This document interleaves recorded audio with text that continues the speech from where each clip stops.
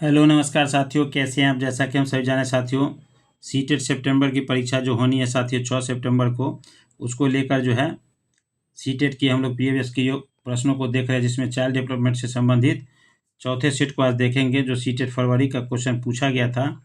तो एक बार फिर से स्वागत है आज के इस नए वीडियो में, और बहुत सारे साथी चैनल पर नए हैं, जरूर सब्सक्राइब कर लें। आइए देखते हैं, हम लोग रिवीजन मोड में चल रहे साथियों। वैसे आप लोग अपनी तैयारी अपने सोर्स से भी जारी रखेंगे। सबसे पहले हम लोग प्रश्नों को देखते हैं। केंद्रीय माध्यमिक शिक्षा बोर्ड सीबीएसई द्वारा अपनाए गए प्रगतिशील शिक्षा के प्रतिमान में बच्चों का सामाजिकरण जिस प्रकार से किया था, उससे अपेक्षा की जा सकती है उस बच्चे से कि वे समय नष्ट करने वाली सामाजिक आदतों का त्याग करे तथा सीखे कि किस प्रकार की श्रेणियाँ पाई जा सकती है। उसी तरह दूसरे प्रश्न को, ये आंसर को देख सकते हैं कि वे सामाजिक कार्य में सक्रिय भागीदारिता का निर्वहन करे तथा सामाजिक कौशल सीखे। तो यही आपका ऑप्शन हो जाएगा। क्योंकि वीडियो लंबा ना हो, इसलिए हम लोग सिर्फ ऑप्शन को ही देखेंगे। निम्नलिखित में से कौन सा वाइगेस्की के सामाजिक सांस्कृतिक सिद्धांत पर आधारित है। तो यहाँ देख सकते हैं, वाइगेस्की का जो है सामाजिक सिद्धांत ही था। तो सक्रिय अनुकूलन, पारस्परिक शिक्षण, संस्कृति और अंतर्दृष्टि सिद्धांत। तो ये अंतर्दृष्टि सिद्धांत जो है कोलबर्ग ने दिया था। सक्रिय आपका जो है जिन प्याजे का, पारस्परिक आपका हो जाएगा, जो सामाजिक शिक्षण है वो हो जाएगा आपका वाइगेस्की पे। एक शिक्षिका अपनी कक्षा से कहती है, सभी प्रकार के प्रदत्त कार्य जैसे असाइनमेंट का निर्माण कर इस प्रकार किया जाए कि प्रत्येक विद्यार्थी अधिक से अधिक प्रभावी ढंग से सीख सके, अतः सभी विद्यार्थी बिना किसी अन्य की सहायता से अपना कार्य पूर्ण करे। वह कोहलबर्ग के किस नैतिक विकास के चरण को संकेत करती है। तो औपचारिक चरण जो 4 का है, जैसे कि आप 4 चरण दिया गया साथियों, जिसमें 2 वर्ष में आपका संवेदी गामक है, 4 वर्ष में आपका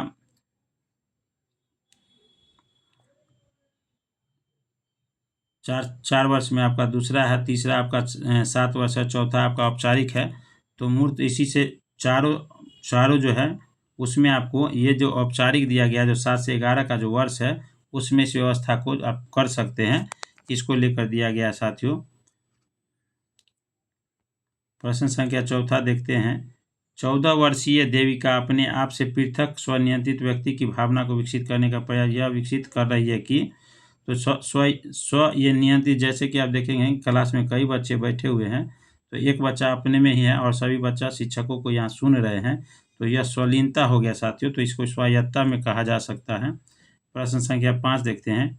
प्रगतिशील शिक्षा के संबंध में निम्नलिखित में से कौन सा कथन जॉन डीबी के अनुसार समुचित है। तो प्रगतिशील शिक्षा का जो थीसिस है वो जॉन डीबी ने दिया था।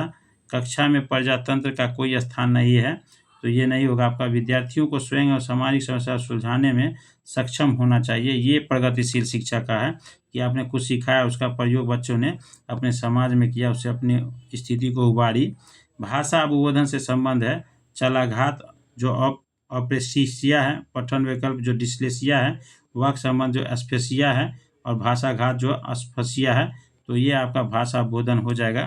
डिस्लेसिया जो आपका पठन संबंधी है, डिस्कैलकुलिया आपका लेखन संबंधी है, डिस्ग्राफिया लेखन है, और डिस्कैलकुलिया गणितीय विकार है। तो प्रश्न संख्या 7 देखते हैं। निम्नलिखित में से कौन सा आलोचनात्मक दृष्टिकोण बहुबुद्धि सिद्धांत संबंधित नहीं है। तो यह शोध रहित नहीं है। विभिन्न बुद्धियाँ भिन्न विद्यार्थियों के लिए विभिन्न पद्धतियों की मांग करती है। तो ये नहीं होगा। प्रतिभाशाली विद्यार्थी प्राय एक क्षेत्र में ही अपनी विशेषता प्रदर्शित करते हैं।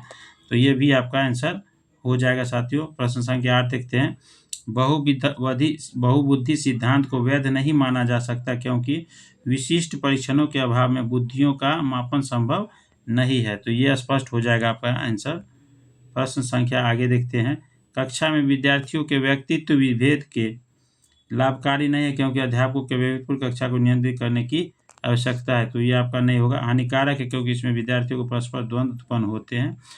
अनुपयुक्त है, क्योंकि ये सर्वाधिक मंद विद्यार्थी के स्तर के पाठ्यचर्या को लागू करते हैं। लाभकारी है, कक्षा में ये सारी चीज़ें लाभकारी, क्योंकि ये विद्यार्थियों की संज्ञानात्मक रचनाओं को खोजने में अध्यापक को प्रवृत्त करते हैं।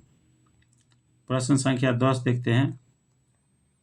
विद्यालय आधारित आकलन प्रारंभ किया गया था। राष्ट्र में विद्यालय शिक्षा को विकेंद्रित किया जाए, तो विकेंद्रित किया आपने करना, अब केंद्रित करना जाना है साथियों। तो सभी विद्यार्थियों के संपूर्ण विकास को सुनिश्चित किया जाए, इसके लिए जो है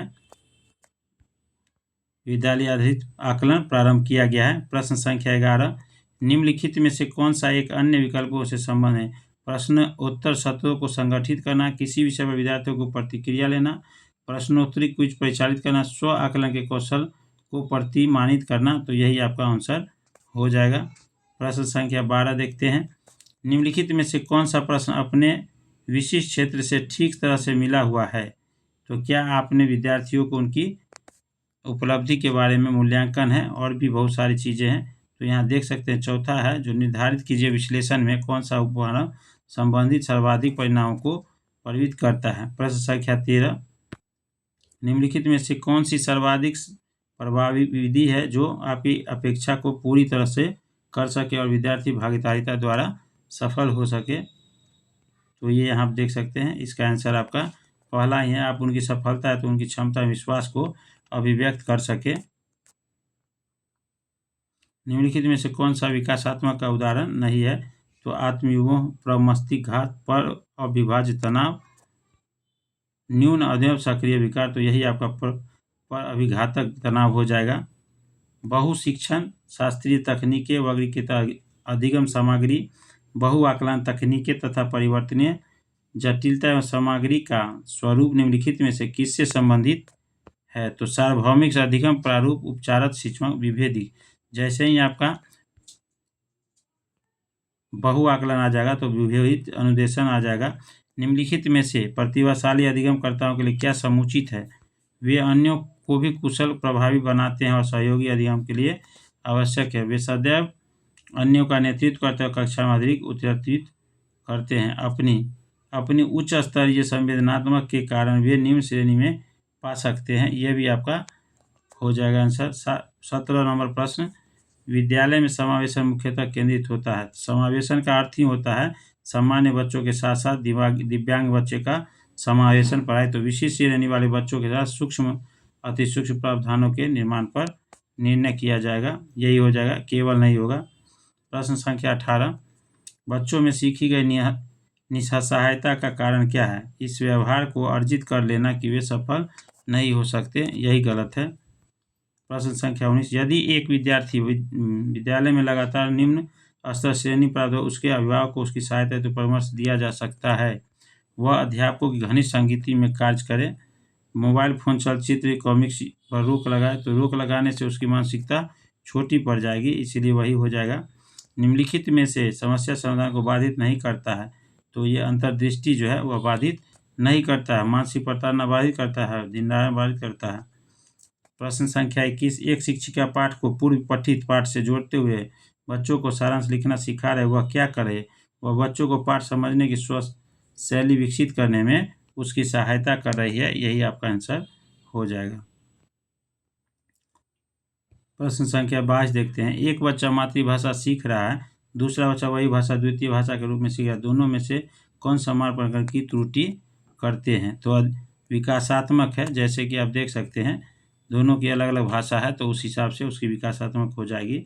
परीक्षा में तनाव निष्पत्ति को प्रभावित करता है, यह तथ्य निम्न से किस प्रकार के संबंध को स्पष्ट करता है? तो संज्ञान है, जैसे कि आपका ब्रेन जो है, ये आपके अंदर जो ध्यान है, ये इसको जो है परीक्षा में तनाव को आपको संज्ञान में संबंध को स्पष्ट करता है। एक अध्यापक उस बच्चे को साथ परामर्श करते हैं जिसकी निष्पक्षता प्रगति एक दुर्घटना के पश्चात अनुकूल नहीं है। इस निम्नलिखित में से कौन सी प्रक्रिया विद्यालय परामर्श के लिए बेहतर हो सकती है? तो वह अपने विचारों द्वारा खोज हेतु लोगों में आत्मविश्वास का निर्माण करेगा, तब लोग खोजी बनेंगे और यह विश्वास्यता अच्छी हो सकती है। एक विद्यार्थी उच्च स्तरीय सृजनशील रंगमंचीय कलाकार बनना चाहता है, उसके साथ निम्न से कौन सा उपाय सबसे कम प्रेरक होगा? तो राज्य स्तरीय प्रतियोगिताओं को जीतने का प्रयास करता है कि छात्रवृत्ति पाना इसका उद्देश्य नहीं है। रंगमंच के कला परवरिश को बहुत बड़ी पॉपुलैरिटी लेना है, तो वही आपका आंसर हो जाएगा। प्रश्न संख्या 26 देखते हैं, निम्नलिखित में से सिद्धांतकार का यह मत है कि बच्चे अपनी वृद्धि विकास हेतु कठोर अध्ययन करते हैं। ये मैस्लो का कथन है।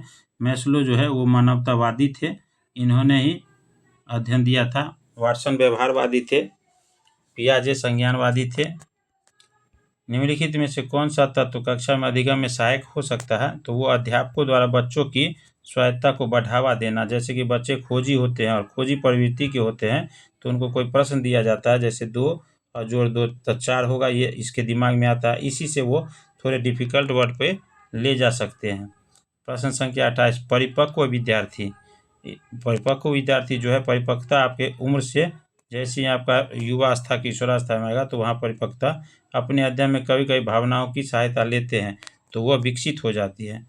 प्रश्न, पूर्व विद्यालय में पहली बार आया बच्चा मुक्त रूप से चिल्लाता है, 2 बार स्वतः वही बच्चा प्रारंभिक विद्यालय में पहली बार जाता है तो अपना तनाव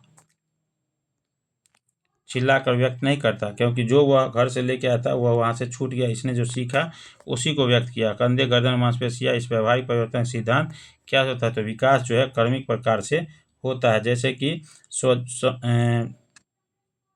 संवेदी कामक अवस्था जो होता है, जिसमें बच्चे अपने व्यक्त करते चिल्ला कर पानी पिएंगे।